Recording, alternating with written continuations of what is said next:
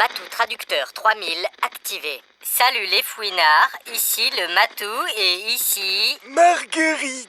Continuez à envoyer vos dessins les fouinards, la Baba Yaga devient de pire en pire avec le temps qui passe. Enfin, en l'occurrence, avec le temps qu'on remonte jusqu'à notre époque. Enfin, bref, je m'en mêle les pinceaux. Dis n'importe quoi, le Matou. Générique.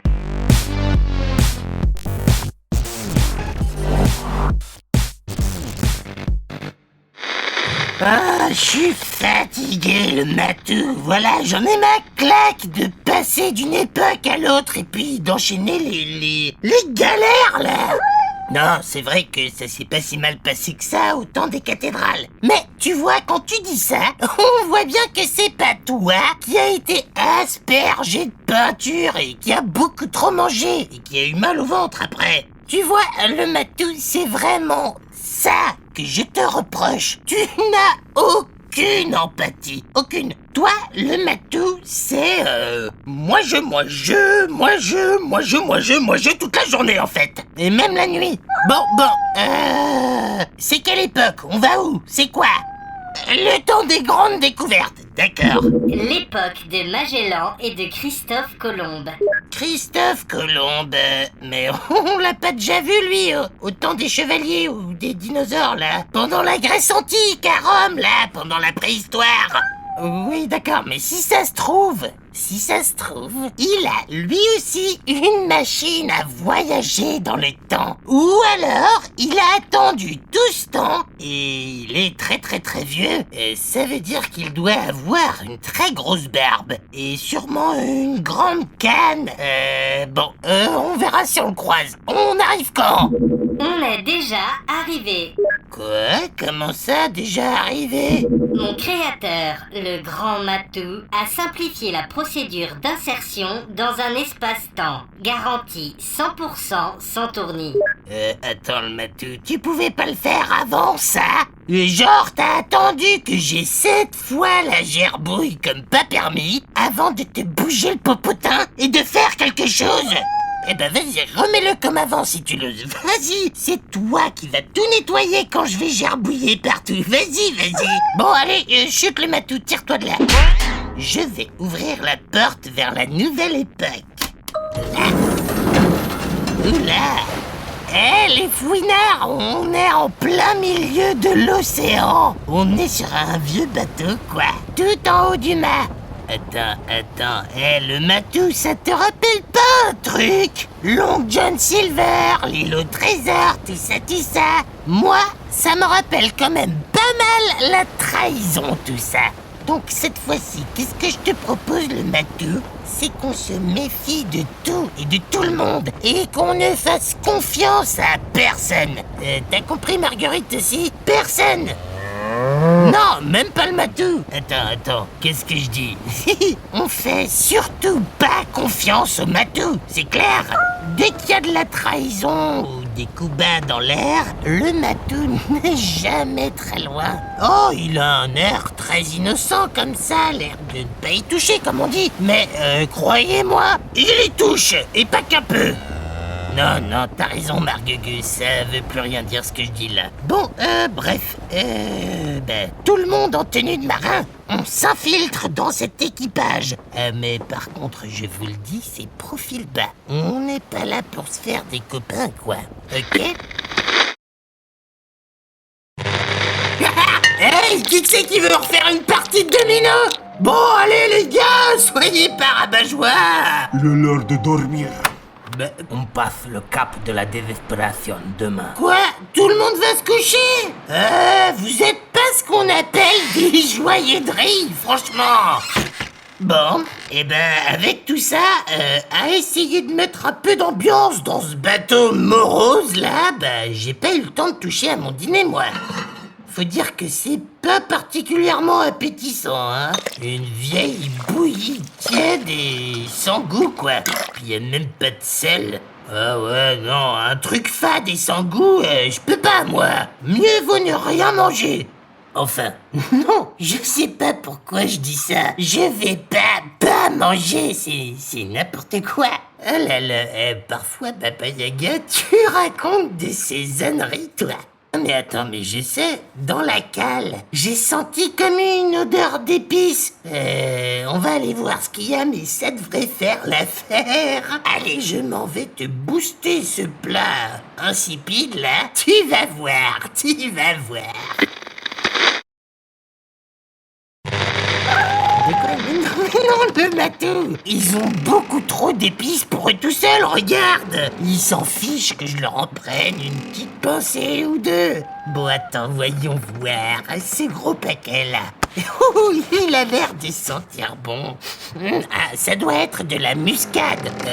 Ça marche bien avec la purée, ça, normalement. Donc, avec ma bouillie, ça devrait le faire. Oui, le matou, j'en mets juste un petit peu, zut à la fin. Voilà, comme ça. C'est pas mal. C'est mieux, c'est meilleur. Mais ce serait encore meilleur si j'en mettais un peu plus là, comme ça. Et puis, peut-être si je rajoutais un peu de cette poudre rouge là. Hey, ça pique, c'est bon ça. On va s'en mettre un peu. Allez, un peu plus même. Waouh. Ça arrache. Allez, pour contrebalancer, je vais mettre de cette poudre-là. Voilà, comme ça. Et puis un peu de ça aussi, là. Ça a l'air bon, ça. Ouais. Franchement, ça commence à devenir vraiment pas mal, cette petite bouillie-là. Qu'est-ce que vous faites là, marin? Arrêtez-le! Attends, mais non, mais attends, c'était juste pour ma bouillie, parce qu'elle était un peu fadasse.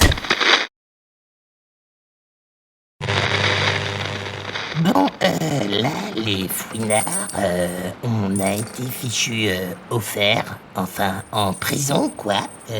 Ça m'arrive un peu trop souvent. Et comme par hasard, à chaque fois que c'est arrivé, le matou était avec moi. Coïncidence?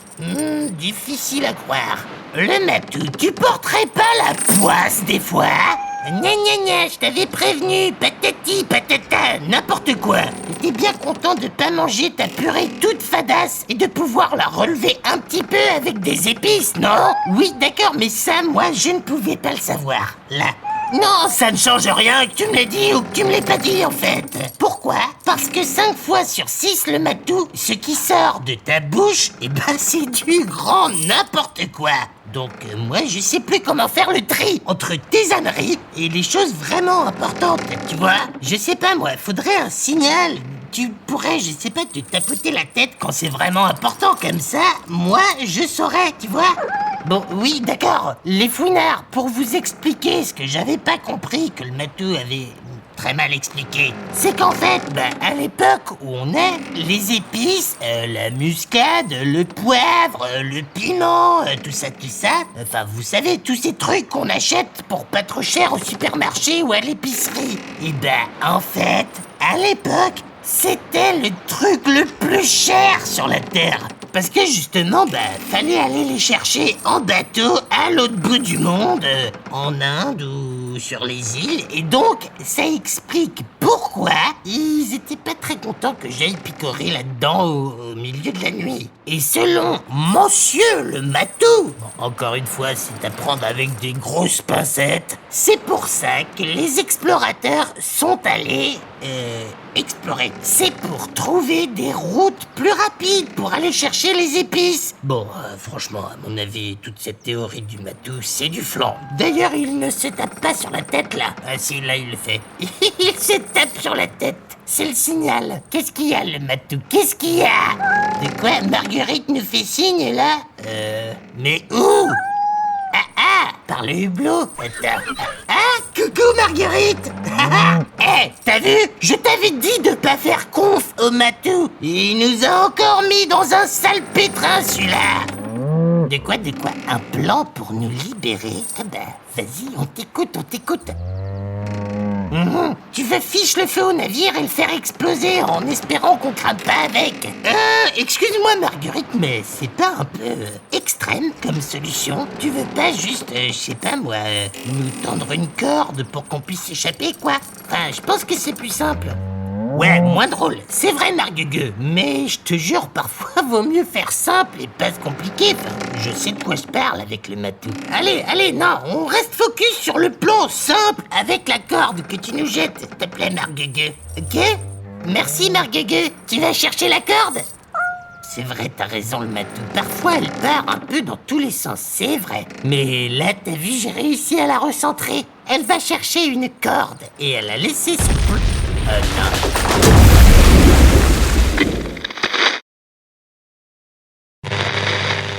Bon, les fouinards, on est de retour dans la machine, mais franchement, c'est passé à un cheveu. Je sais même pas comment qu'on a fait, mais on a réussi à rejoindre la machine qu'on avait planquée en mode invisible en haut du mât. Enfin, je vous raconte pas la scène. Et puis tout l'équipage était déjà sur leur radeau, tu penses bien qu'ils nous auraient pas attendus. Super, l'esprit d'équipe.